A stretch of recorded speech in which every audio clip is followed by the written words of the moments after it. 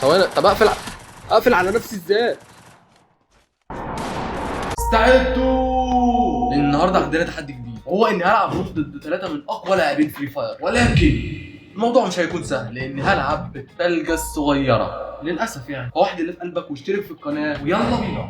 لكن الاول لازم اعرفكم ايه هي الثلجه الصغيره وايه مميزاتها وايه عيوبها. ودلوقتي يا جماعه انا دخلت جيم زئب وحيد عشان ابين لكم استخدامات التلجه الصغيره مميزاتها وعيوبها. بس اول حاجه خلونا نشتروا 2 دبل اوم، تمام، عشان خاطر ايه اوضح لكم الموضوع اكتر. وزي ما انتم شايفين هو ده حجمها اهوت. يا بنطلع تعالى كده تعالى. مش انا مش عايز اقتله الا غير لما يبقى هو قدامي وانا ورا التلجه. ايه ده؟ انت جيت هنا امتى؟ اهو مثلا شبه دلوقتي كده انا هو ورا التلجه وهو قدامي. بص انا ورا التلجه، بص شفت ضربت عليه جيت فيه. لا مفيش تتهيم، معلش عشان خاطر بصور بس والله. وزي ما انتم شفتوا يا جماعه انا ضربته عادي وانا كان ورا التلجه، لكن هو ما يعرفش يضربني. كده فهمتوا مميزاتها صح؟ بصوا حتى دلوقتي هو حط التلجه، وبص لما اجي قايم عليه مش هيعرف يجيبني. لازم يبقى لعيب جامد قوي عشان خاطر يعرف يصطادني. والصراحه دي واحده من اجمد مميزات التلجه الصغيره، ولكن كل حلو في الوحش. والتلجه الصغيره دي حرفيا ليها عيب مش حلو خالص، وانا هوضحه لكم دلوقتي. لكن ثواني بس اخش عليه. بص هو عمال يتنطط من فوقي عادي حرفيا اكن مفيش كفر. لو بص عمال الف حواليه وهو يلف حواليا، اللي هو يعتبر صندوق شبه الصندوق. بس ميزتها الوحيده انك انت لما تيجي تضرب من وراها هو ما يعرفش يجي، لكن لو هو قريب منك مفيش كفر. انت يعتبر حطيت زي اللي هو الصندوق الصغير ده.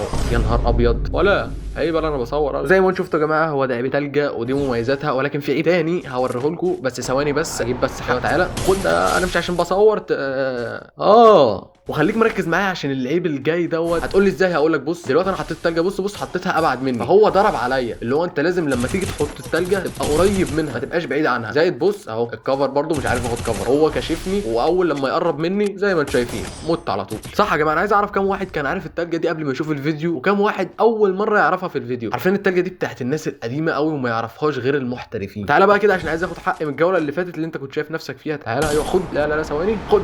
يلا بالسلامه. نخش بقى على الجوله الاخيره وتعالى اوريكم الطريقه الصح اللي بستخدم بيها التلجه ديت. انا شايفه حاطط الايم عليه وهو جاي ومش عارف يعمل حاجه، واول لما يقف نروح مديله على طول.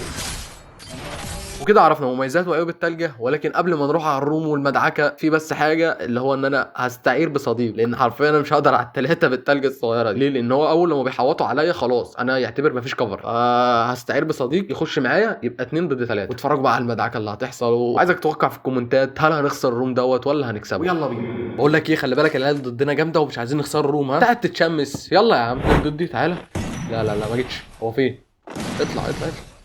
يا لهوي على التلجة، يا لهوي على حجم التلجة. تعالى خد. اظهر بقى. يا جدعان اقسم بالله انا مش عارف ازاي ما وقعش كل ده ضرب ومش عايز يقع. عاش ايزي خش عليه بتاعك. ها لا هيموت زون. هتموت زون يا ابن اللعيبه. حلوه والله يا جماعه. انا هتشل بالتلجه دي والله. الروم ده شكله هيشلني والتلجه دي شكلها هتشلني. بص عشان اخش بكفر لازم احط تلجتين فوق بعض. يا لهوي يا جدعان. اتحط مش عارف احطها فين ولا فين. مش عارف هتكفر ايه ولا ايه. اهو بص يا عم قابل بيضربني من ورا التلج. يا فين التلج عشان مفيش كفر. ثواني صح. طب اقفل على نفسي ازاي؟ شكرا. حلو يو كان ايوه. يا نهار ابيض. تعالى بقى كده. ايوه هو فين؟ طب ازاي جابني وانا ورا الكفر اصلا؟ ازاي؟ خش يا اسطى انت تستطيع. بسم الله الرحمن الرحيم.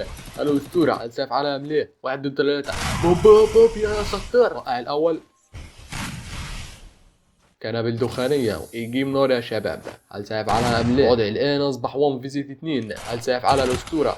وللو خش ويراوغ. حط التلجة. يلا على الكفر. ياخد الكفر ويظبط حلو. هيطلع يديله. لا ما جتش. أين هو؟ الشوت جن هيعملها ولا إيه؟ ولا باليوم بي؟ يلا أدي. إيه ده ثواني هو جابه إزاي؟ جابه هو في القنابل الدخانية ولا جابه إزاي ده؟ تنفعل أنا ولا إيه؟ يخرب بيتك.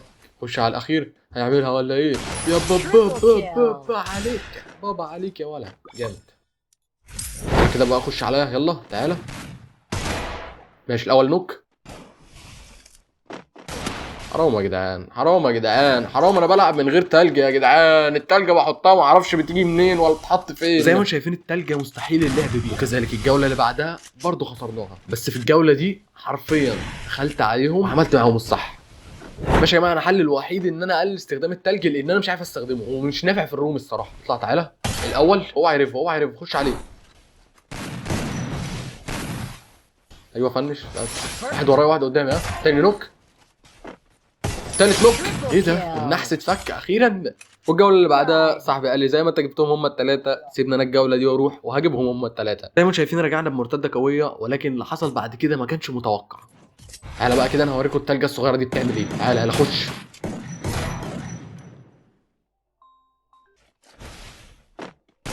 ازاي طيب يعني كان ورا التلجه دلوقتي. وزي ما انتم شايفين صاحبي اللي كان معايا في التيم قطع نت، وللاسف بقيت 1 ضد 3، وحرفيا انا نعتبر بلعب من غير تلج. التلجه الصغيره دي ما تحسبش تلجه لان مفيش كفر اساسا وراها، وحتى لما خسرت الجولات خسرتها بشكل غريب خالص. اما ان هم يتلموا عليا فما لاقيش كفر اللي هو انا اوبن وهم في كفر، كان من مستحيل ان اكسب حاجه زي ديت. وغير ان التلجه وحشه وان انا كنت بخسر بسبب الكفر بتاع التلجه، لا ده انا كمان كنت بخسر بسبب اللاج اللي كانت بتعمله التلجه معايا. زي ما انتم شايفين في الجوله ديت وانا بفنشه راح التلجه ملجلجاني وخسرت، ولكن كنت اوقع منهم واحد اوقع منهم اتنين، وحتى لو كنت وقعت واحد ولا حاجه كان بيرجع يترف تاني. بس لو عايزين تشوفوني وانا بلعب بالتلجه ديت في الرانكد اكتبوا لي في الكومنتات، ويوتيوب بيقول لك الفيديو ده هيعجبك. سلاموز.